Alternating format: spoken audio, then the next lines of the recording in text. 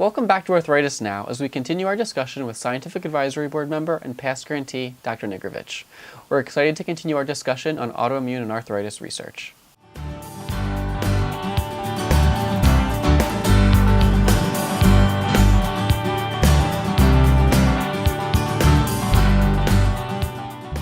Can you talk about how the Arthritis National Research Foundation had an impact on your life when you're kind of in that that tricky period of being a postdoc?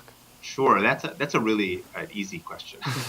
It's also a really important one. So what the ANRF did was really a lifeline to me at that time, so that we were able to be fiscally sound through that whole difficult phase. I was able to recruit with confidence a really skilled postdoctoral fellow. And together we built this project into now what's a focus of the work of at least 3 people in my lab. And then you actually made the jump onto ANRF's Scientific Advisory Board too. Can you tell us how that opportunity came to you? Well, I was simply invited. I would be very honest. The Scientific Advisory Board of the ANRF is a very prominent group of scientists. They are, I think, responsible for shepherding this group of junior investigators into mature investigator independent lab status. That's an important job, and I'm delighted to take part in it.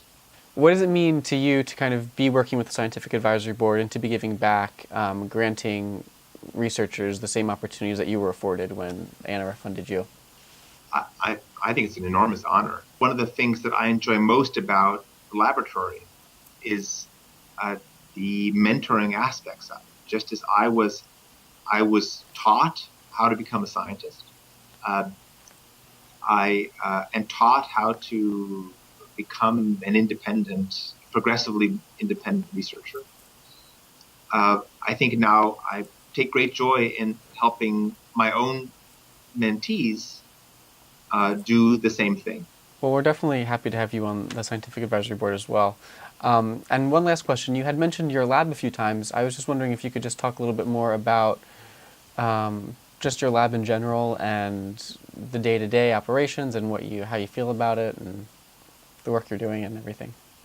Sure. I have a great group. I currently have 2 technicians and 3 postdoctoral fellows. I have 2 more postdoctoral fellows coming soon. My lab is not, I think, like some others where we have one central idea that we work on and nail down every last part of it. Rather, we're an arthritis group, and we're interested in all aspects of biology that deal with this particular human arthritis. And that the postdoctoral fellows bring their own important creativity to that process. And my role is I think, like a gardener, to help the strong plants grow. And then I hope that one of the things will grow is not just new observations and new publications reporting these observations that will affect the thinking of others, but that it will also grow these scientists into people who are creating their own gardens and planting their own ideas. One thing I'd like to add is that that I think it's very important for patients and families to be aware that their support for organizations like ANRF, for their own physicians and their physicians' research, is a very important part of what makes this science go forward.